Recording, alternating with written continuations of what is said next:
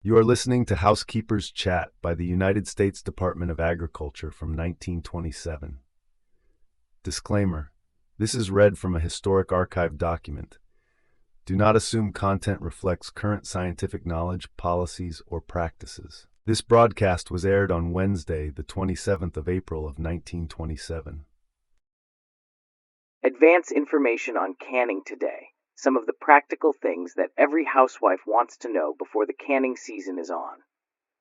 Luncheon menu and recipes from the United States Bureau of Home Economics. Copies of radio cookbooks sent free to all listeners of this radio station.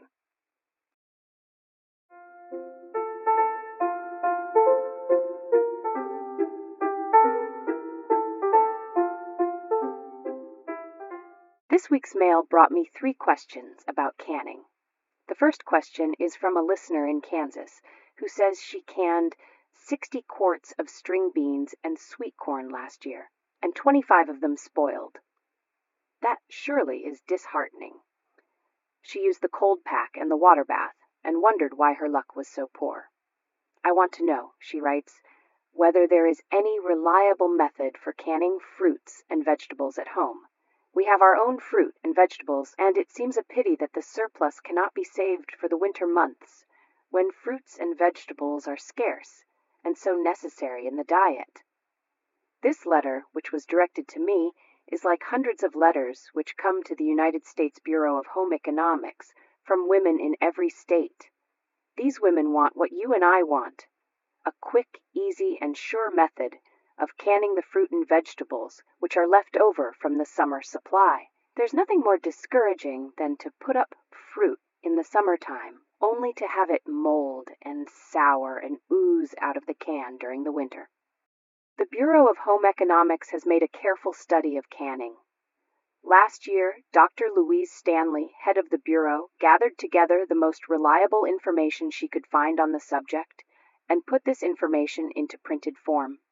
Her directions for canning include the various methods, the various steps in canning each fruit and each vegetable, timetables, suggestions about glass jars and rubber rings and tin cans.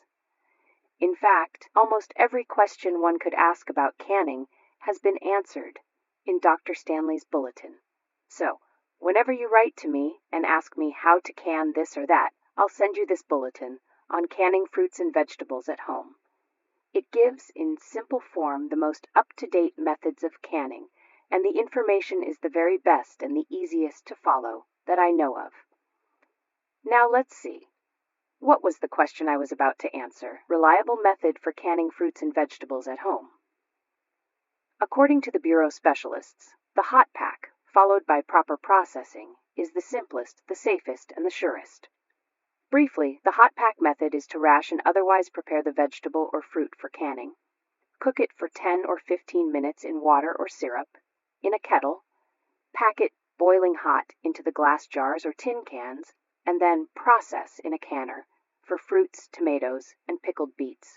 You can use a water bath canner made from a wash boiler or a bucket or any vessel that has a tight lid and is large enough to hold a convenient number of jars.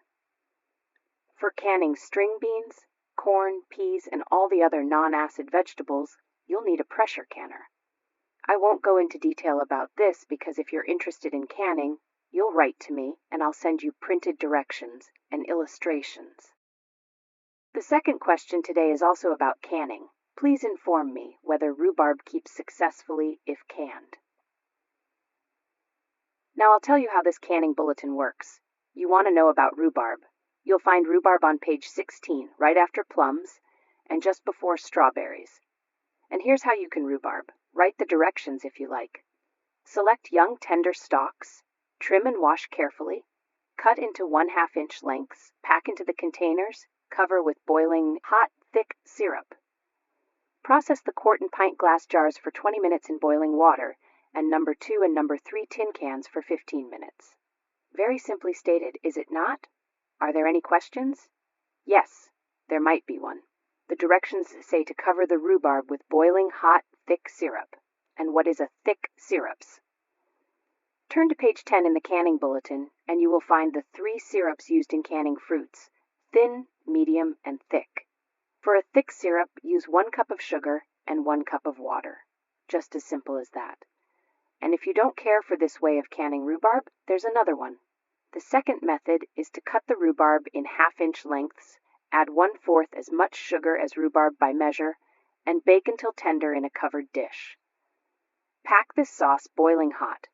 Process the cans immediately in boiling water for 5 minutes. I intend to try both methods and see which my family prefers. The third question is about strawberries. Is it practical to can strawberries? It is practical. That is, strawberries will keep when canned, but they contain so much water that the canned product is not very attractive. Most people prefer their strawberries preserved if they can't have them in shortcake or in pie. But in case you want to can strawberries, add to each quart of berries 1 cup of sugar and 2 tablespoons of water. Boil slowly for 15 minutes. Let stand overnight in the kettle. In the morning, reheat the mixture to boiling, fill into the containers, hot, and process all sizes of cans for 5 minutes in boiling water. I've talked long enough about canning for this time.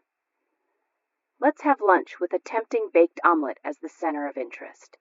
This is the season of the year when fresh eggs can be used generously on the table. Some people consider eggs as suitable only for breakfast or luncheon or supper, and do not regard them as substantial enough for dinner. As a matter of fact, eggs contain the same kind of efficient protein for bodybuilding that is found in meat. Eggs, particularly the yolks, are also rich in mineral substances, and they are one of the best sources of that indispensable vitamin which goes by the prosaic name of A. The reason that eggs seem to be less substantial than some other foods is that their food materials are in such form that they can be rather quickly assimilated by the body.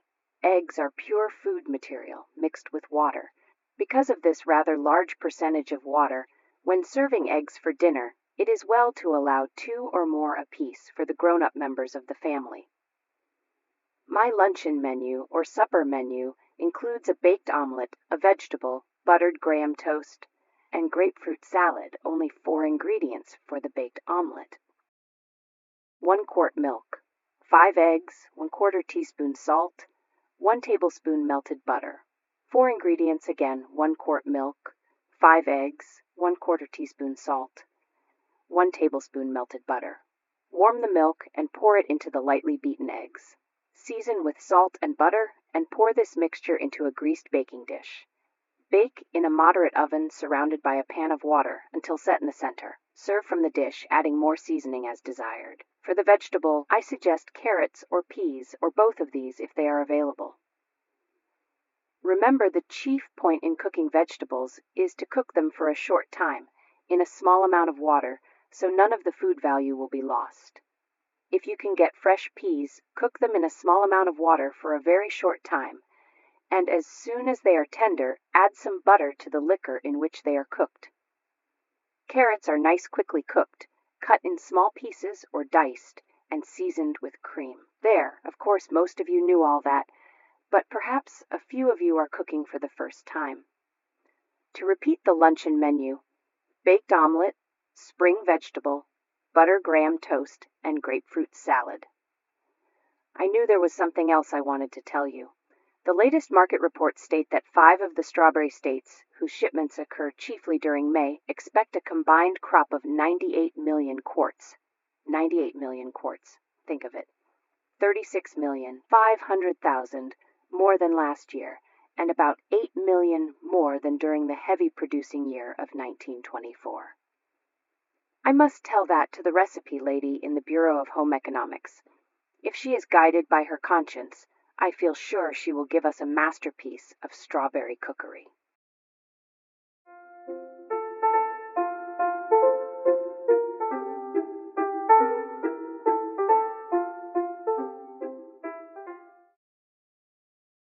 This broadcast was researched and produced by Breakaway Empire LLC.